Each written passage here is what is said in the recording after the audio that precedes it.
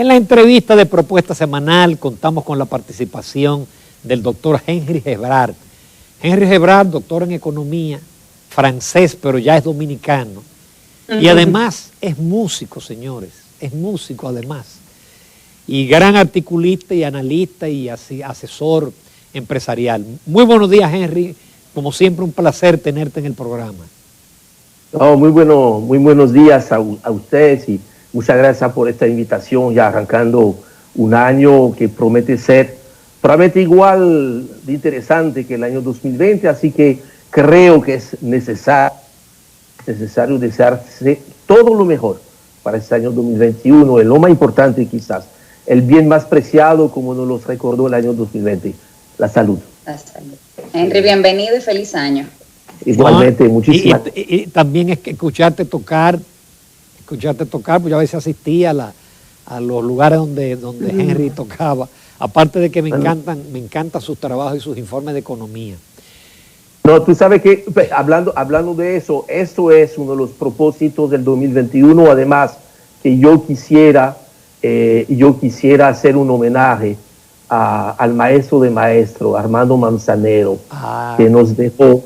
Y la verdad, yo sentí mucha tristeza. Yo lloré cuando me enteré de la partida de Armando Manzanero, porque realmente es el maestro de maestro. Creo que todas las canciones que él ha compuesto nos suenan porque nos hablan de cosas que vivimos de la vida real. Así que esperamos poder hacer un evento que se llame Amando Manzanero.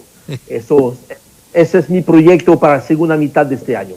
Por eso es que yo digo que Henry es un personaje muy especial, porque normalmente los economistas son formales, rígidos, áridos, y entonces usted tiene un economista que además sea artista. Es una combinación interesantísima. Pero vamos a la economía, Henry. ¿Cómo sí, señor, tú estimas que será el cierre de este año? Ya por lo menos tenemos el dato preliminar de una reducción en 2 puntos y pico porcentuales del déficit, como lo declaró ayer el presidente, pero en sentido general, ¿cómo cierra la economía en el 2020? Mira, yo me siento a la vez bien y mal con el tema del cierre del 2020, porque yo quisiera no haber acertado con la proyección. Yo en mayo hablaba de que la economía pudiese cerrar con una caída de alrededor de un 6.5%, y tú ves que el último de la Junta Monetaria habla de una caída en torno al 6.7, 6.8%. Lo que sí es importante, más importante que la cifra, es ver la tendencia. Y ahí quiero nuevamente felicitar a los amigos del Banco Central por una novedad interesante, que es que ahora se empieza a presentar los resultados de la economía dominicana con y sin el sector turismo. Y eso es muy importante, y especialmente en este año 2021, donde todavía va a ser lenta la recuperación del sector turismo, y esta misma lentitud pudiese ocultar, esconder la recuperación del resto de la economía.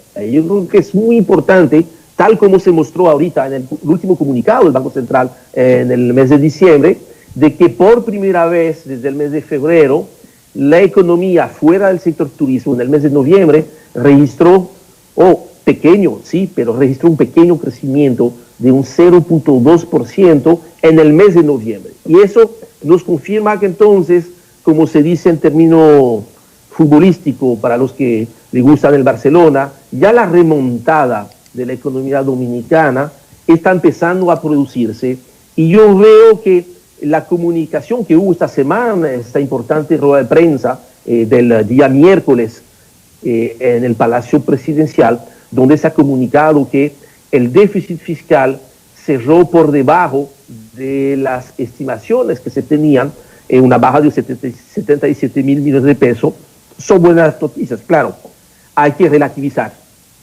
esto. O sea, es una mejora de 77 mil millones de pesos versus la proyección tan negativa que se tenía en el mes de septiembre con el presupuesto complementario, que proyectaba tener un déficit en torno a los 418 mil millones de pesos. Todavía va a cerrar el déficit en 7% del PIB, que es mucho mejor que 9.3%, pero no deja de ser unos 340 mil millones de pesos, que es 3 veces más de lo que se pensaba a principio de año. Son 230 mil millones de pesos de diferencia, que prácticamente es el costo que ha tenido sobre las finanzas públicas en el año 2020. Henry, una resulta, pero esa pregunta, ¿va a sacar dinero para continuar con esto de ayuda? Se llama Quédate en Casa, no recuerdo el nombre puesto, pero ¿cómo el gobierno va a sostener esto? Que generalmente se hace, ¿no? Sincerar las cuentas. Yo creo que hubo un presupuesto, lo hemos comentado, yo creo que en este mismo espacio, de que yo entendía que la proyección de 3% de déficit fiscal era una camisa de fuerza que se estaba poniendo el gobierno y que tenía prácticamente un solo propósito, que era mandar un mensaje a la comunidad internacional de que había una nueva administración, había una recuperación de las cuentas y que permitía colocar los bonos soberanos en septiembre y volver a colocar bonos soberanos ahorita mismo, en enero. Yo, que antes de fin de mes, se de cualquier cifra entre 2.000 y 2.500 millones de dólares. Eso es lo que hay en el presupuesto. Ahora, tú haces referencia a algo muy importante.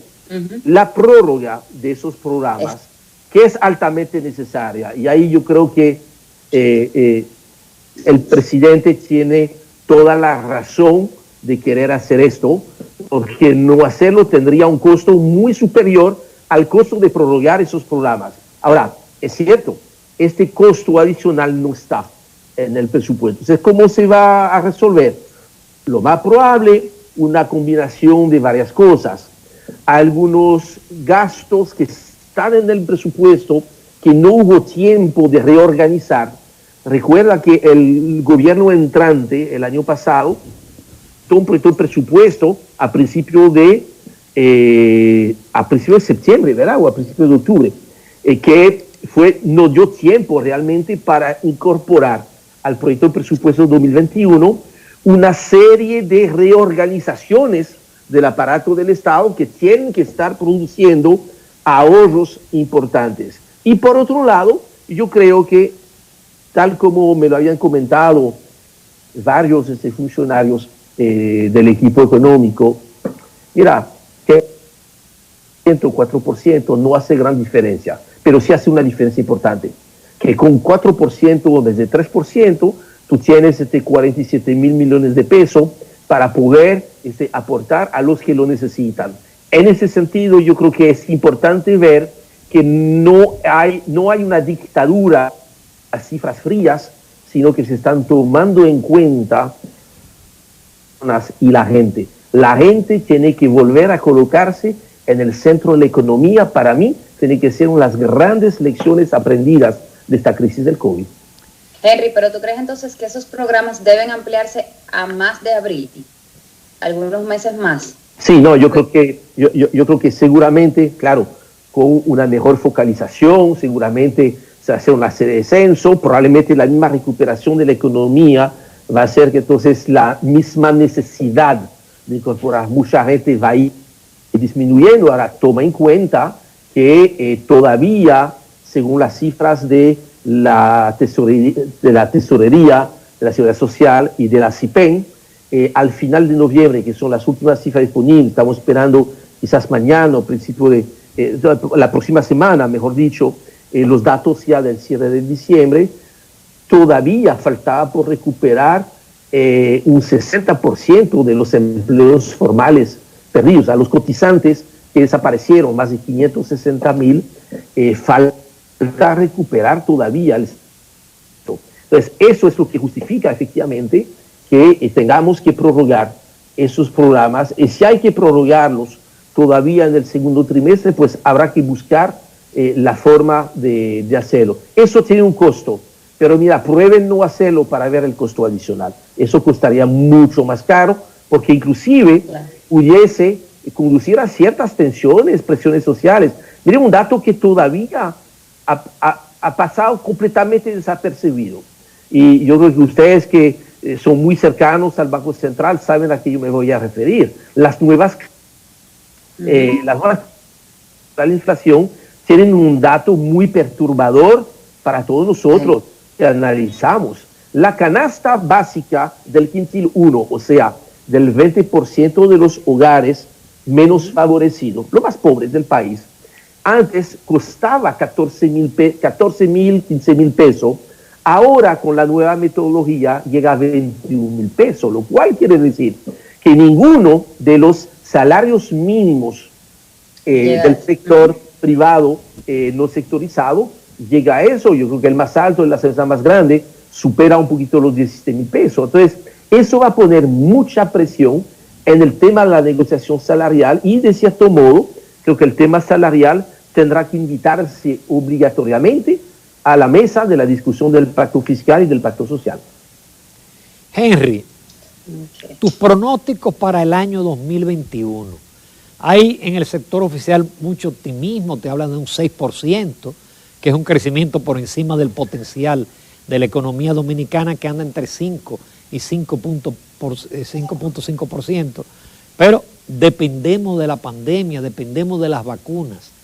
¿Tú ves que con optimismo una recuperación así tan rápida? Mira, lo primero que te puedo asegurar que el 2021 tendrá 365 días. Esto sí, esto está casi seguro.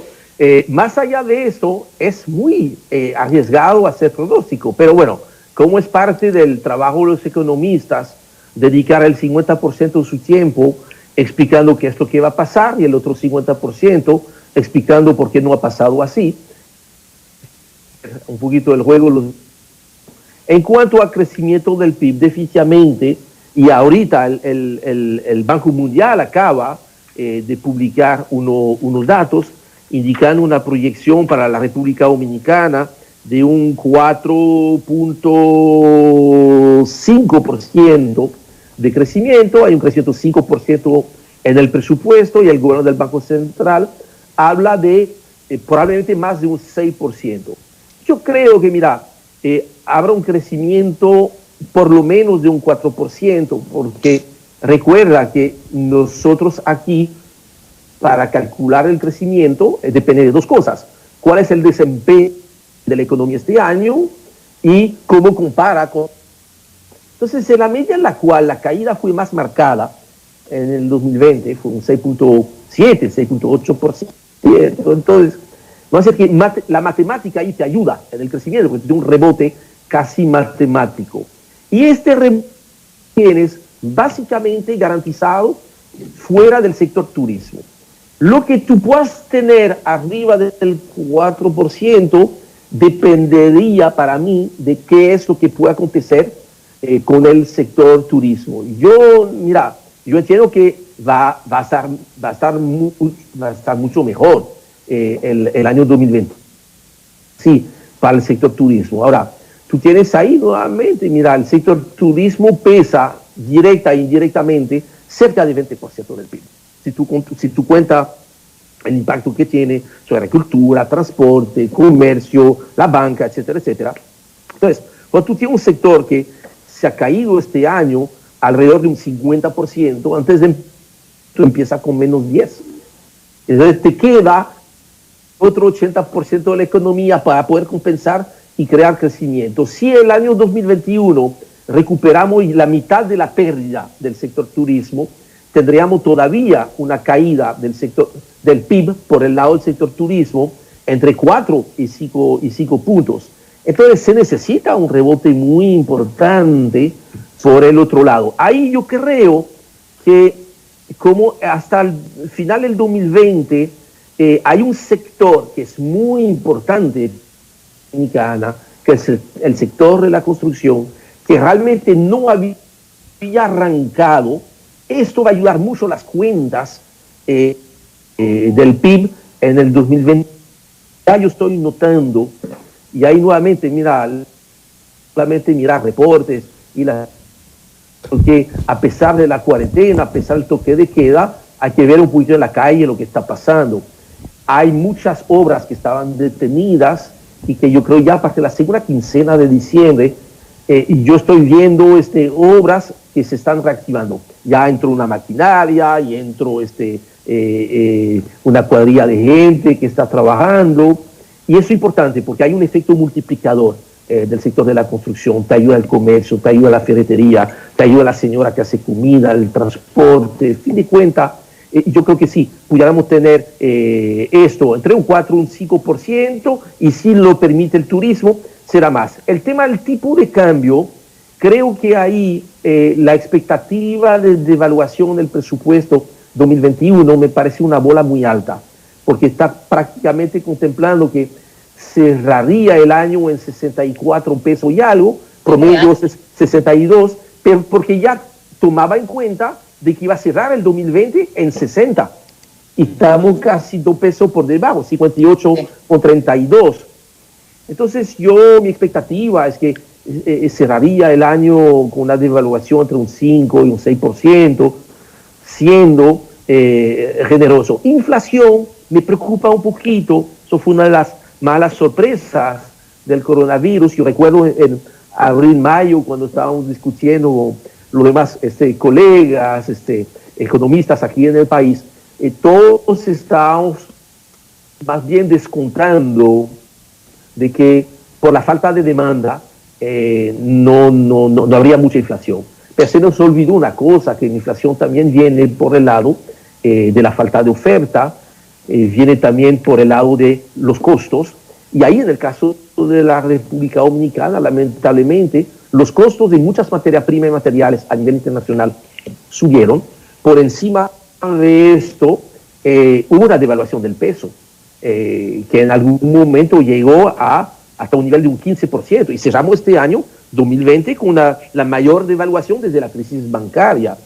Por supuesto, ya, y por dicha, se ha logrado estabilizar, pero también el euro, que se ha revaluado fuertemente frente al dólar, ha hecho que, mira, el euro que se cotizaba en 57 pesos a final del 19, ya llegó a más de 70 pesos a final del 2020. Entonces, hay algunos insumos, materia prima, producto terminado, que se están importando desde Europa. Entonces, todo eso ha provocado un poco de inflación. La inflación estaría cerrando alrededor de un 6%. Claro, no es hiperinflación, por supuesto, pero sí son los elementos más sensibles para los hogares más pobres que están subiendo más. Y de los alimentos y el tema del transporte, donde el incremento demasiado rápido del petróleo, inclusive esta semana, superó ya los $50, llegó a cotizarse esto pudiese ser la mala buena noticia para la economía dominicana. Es una buena noticia porque quiere decir que la economía global se está recuperando, y eso es bueno para la República Dominicana, pero eso pagar. Por cada el barril de petróleo, la República Dominicana le adicionales pagar la factura petrolera. Entonces, eso sería un poco el juego de los pronósticos. Quisiera hacer una acotación. Todos nos equivocamos, es importante reconocerlo. En abril, mayo, todos estaban proyectando una caída de un 15% de las remesas. Por dicha, estábamos muy, pero muy equivocados. Las remesas del 2020 por encima de 8.000 millones de dólares, un nuevo récord histórico, gracias a los programas federales en los Estados Unidos principalmente, y la gran solidaridad del migrante dominicano. No estoy seguro que se pueda lograr un crecimiento parecido, inclusive dependiendo de lo que pasa con la nueva administración demócrata ahora en la Casa Blanca, ver qué tan intenso van a ser los programas.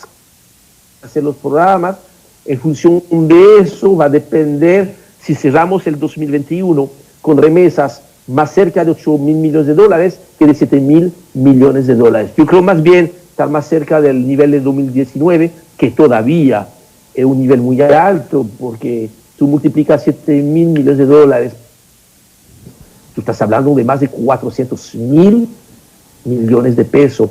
Es casi la mitad, es más del 60% 10% del presupuesto de ingreso del Estado Dominicano. Sí, es bueno apuntar, como tú hablaste de la inflación, que por primera vez desde en diciembre de 2012, yo estaba en la Junta Monetaria en ese momento, fue que se aprobó el mecanismo de las metas de inflación. Y desde ese momento, 13, 14, 15, 16, 17, 18, 19, siempre la inflación quedó por debajo del rango inferior. Siempre quedaba entre 3, y quedaba 3 o debajo de 3. Sin embargo, ahora en el 2020 probablemente llegue a 6, que está por encima del 5, que es el rango superior, pero como tú explicaste perfectamente, en eso pesó mucho la devaluación del tipo de cambio. Henry, siguiendo con el mismo contexto de pandemia, ahora mismo ha surgido mundialmente un rebrote y la mayor parte de los países están cerrando fronteras, cerrando negocios, cerrando comercios. ¿Qué pasaría si República Dominicana tiene que tomar medidas en las cuales tengamos que mantener este toque de queda ahora mismo hasta cierto punto para la mayoría de la población y de los dueños de negocios y empresas drástico? Esas proyecciones que tú has hecho hasta cierto punto optimistas se verían afectadas. Es correcto, y en este sentido quiero aprovechar para hacer un planteamiento probablemente irreverente, ¿no? Pero yo estoy observando con mucho pavor lo que está aconteciendo, no en las últimas semanas, en los últimos 3 o 4 meses en Europa. Yo creo que las malas tomadas por gobiernos mediocres pueden tener otros tipos de interés que el bien común de sus pueblos, están causando más daño y más muertes que el propio virus. Yo creo que, mire, países de Europa deberían inclusive venir a ver a la República Dominicana, como a pesar de lo que se está diciendo, se han manejado mucho mejor ciertas cosas. Algunas mucho en Europa, tampoco aquí, pero yo sé que aquí sí se ha hecho mucho en eso, que ha sido prevención, ha sido tratamiento. No todo ha dependido solamente de que vayamos a esperar que se hospitalicen la gente cuando probablemente ya es muy tarde, cuando ya la gente está entrando en emergencia, especialmente gente mayor. Hemos tenido muy caros amigos que murieron lamentablemente en esta pandemia. En cambio, hemos visto cómo, a pesar, es cierto que quizás ha habido aquí falta de disciplina en muchos sitios, y sin embargo, frente a esta falta de disciplina, pienso que la cifra de muertes debería ser trágicamente superior. Quiero tomar nada más un ejemplo. Yo recuerdo, ustedes recuerdan el famoso episodio del Profeta en Puerto Plata. Ahí debería haber supuestamente hubiese muerto miles de gente, y no se murieron miles de gente. De hecho, yo creo que la semana pasada murieron más gente aquí en República Dominicana por accidentes del tránsito. Accidentes y feminicidio. Vamos entonces, porque accidentes del tránsito, vamos a prohibir la venta de vehículos, la venta de gasolina, y vamos a prohibir los matrimonios. ¿Qué es eso? O sea, yo creo que no hay que perder la razón y la sensatez. Es importante todas las fases. Depender solamente de esas vacunas me parece todavía un poco arriesgado. Yo creo que es importante que se siga las medidas de distanciamiento, eso es muy importante, pero todos esos tratamientos, que yo sé que hay muchos médicos dominicanos que se han dedicado a promover el uso de ciertas medicinas que tienen la bondad de que son viejas moléculas que se conocen, y que por ser viejas son muy poco costosas. Quizás eso sea el problema de esas moléculas. Ya yo estoy viendo que lo que se está promoviendo a veces es invertir mucho dinero en vacunas, mucho dinero en medicinas que finalmente, tomando el caso, por ejemplo, del Remdesivir, que en la Unión Europea compró por más de 1.000 millones de euros 3 días antes de que la propia Organización Mundial de la Salud diga que no recomendaba el uso de esta medicina porque era muy costosa, poco efectiva y tenía posibles daños colaterales. Entonces, yo creo que esta estrategia frente al COVID hay que medirlo muy bien, porque no estoy negando, mucha gente, lamentablemente, demasiada gente se ha muerto con esto. Ahora, mucha gente también se está muriendo por otras causas y el costo no sobre la economía, sobre el mismo estilo de vida, la calidad de vida de la gente. El costo social de esas medidas tan restrictivas quizás son más altos que la misma enfermedad. El remedio puede ser más alto que la enfermedad. Es terrible decir eso, y eso yo no quisiera estar en el lugar de los políticos, porque es el político que tiene que tomar esas decisiones, y no podemos tomar esas decisiones solamente pensando exclusivamente en el tema de la salud. Es terrible ver, y yo tengo muy buenos amigos que se me fueron durante la pandemia. Entonces obviamente yo no quiero decir nada que respete su partida, pero hay que reconocer, hay que ver las estadísticas. Señores, ¿cuántas personas murieron del COVID esta semana en la República Dominicana? Esto hay que tomarlo en cuenta. Yo creo que hasta el momento el manejo ha sido prudente, el manejo ha sido bueno. Yo creo que las medidas que se tomaron durante los primeros 10 días de enero fueron muy atinadas. Yo creo que inclusive eso puede ayudar efectivamente a que sigan bajando los indicadores, y ojalá pues en el futuro realmente podamos no bajar la guardia, sino flexibilizar un poquito, y ahí mira, cada quien tiene que aceptar su cuota de responsabilidad en eso. Pero lo bueno es que si se previene a tiempo, si se mide a tiempo, hay tratamientos para esto. Y la tasa de letalidad, la gente que se muere de esto, la gran mayoría es porque tenían también otras condiciones para las cuales eventualmente inclusive se hubiese muerto en este mismo año. Eso, o sea, hay que ser un poquito frío con todo eso, porque, señores, hay países de Europa que yo no sé en qué condiciones van a estar saliendo de esto.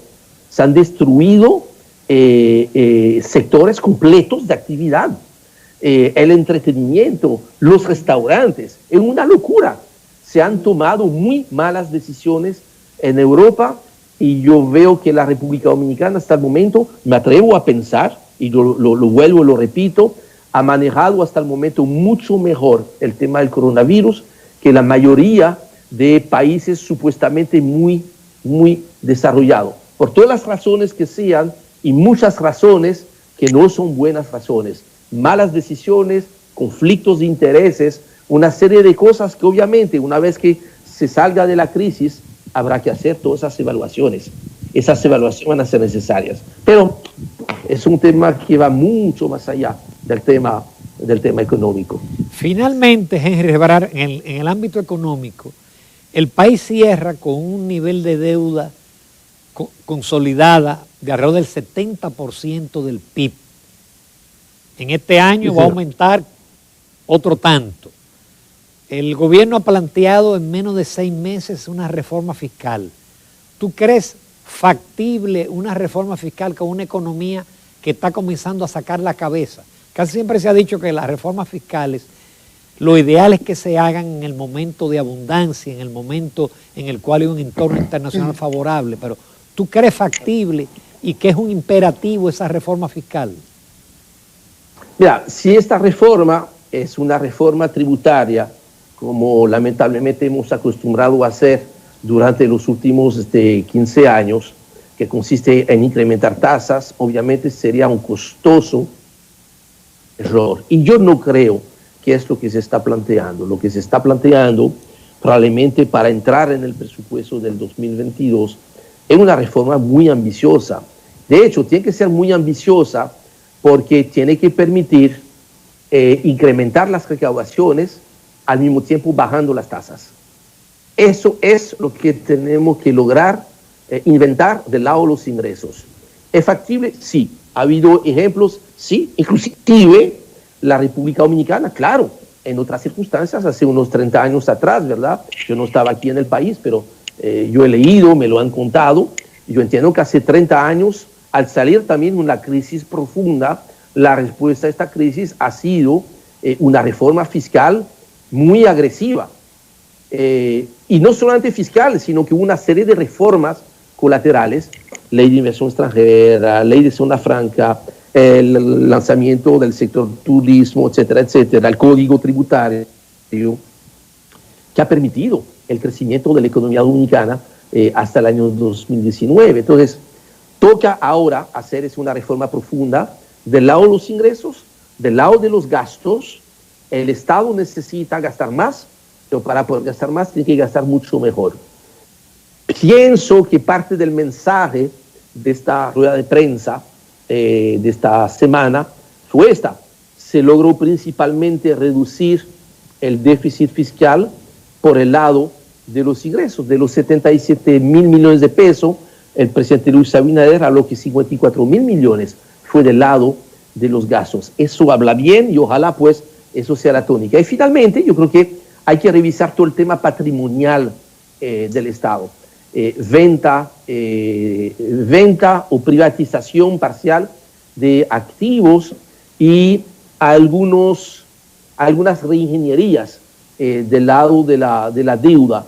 Y yo creo que esto tiene que ser acompañado por una reforma del lado de la seguridad social, del código laboral, un incremento salarial, que yo creo que parte de la negociación debería ser, a cambio de bajar el impuesto sobre la renta a las empresas, poder comprometerse. Eso es este pacto, más que fiscal, un pacto social, de que vayamos recuperando los niveles del salario real.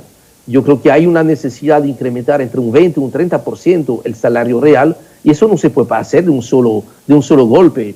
Eso hay que planearlo en un periodo de 5, 6, 10 años, qué sé yo. Eso debe ser parte de los temas. Si hacemos todo esto y que el presidente Luis Abinader, creo que tiene muchas condiciones para eso, logra construir y entregar un relato alrededor de todo eso, un relato para, obviamente, aquí, dentro de la República Dominicana, y al mismo tiempo, este relato afuera, para que entonces nos faciliten mejores condiciones de financiamiento, para que vengan más y mejores inversiones a la República Dominicana.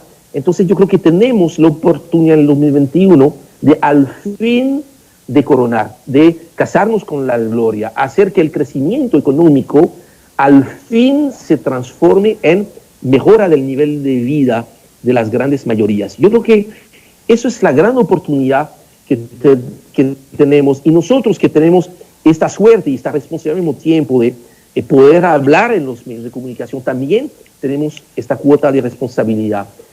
No dejemos pasar esta gran oportunidad en el 2021 de activar una agenda ambiciosa de reformas del Estado, de la economía y de la sociedad. Yo creo que es lo que la gente quería a través del cambio, y es parte de este cambio. Si no lo hacemos este año, hay de nosotros, porque después ya estamos entrando, ya el calendario electoral va a empezar a agarrarnos. Yo creo que el tiempo es ahora. Yo creo que la mesa está servida para que podamos lograr esa gran transformación y hacer que la República Dominicana sea el país realmente donde todos hemos soñado vivir. Perfectamente, muy bien, Henry. Nos has dejado una nota de optimismo, de un optimismo conservador, pero muy correcto. Siempre te agradecemos tus juicios y pronto te invitaré también al telematutino y estaremos atentos y rogando para poder ver ese espectáculo Amando Manzanero con Henry Gebrard. Te prometo que estaré en primera fila. Muchísimas gracias, Henry. Gracias, Henry. Vamos a trabajar en este proyecto. Muchas gracias de nuevo por compartir con ustedes en tan importante programa y con grandes profesionales que son ustedes dos. Muchas gracias por este honor y nuevamente todo lo mejor para el 2021. Y este mejor para el 2021 puede ser el mejor para el 2022, 2023. Eso solamente depende de nosotros. Esto, mira, nosotros tenemos esta decisión, así que adelante y valor, ¿ok? Gracias, amén. Gracias. Amables televidentes, continuamos con propuesta semanal.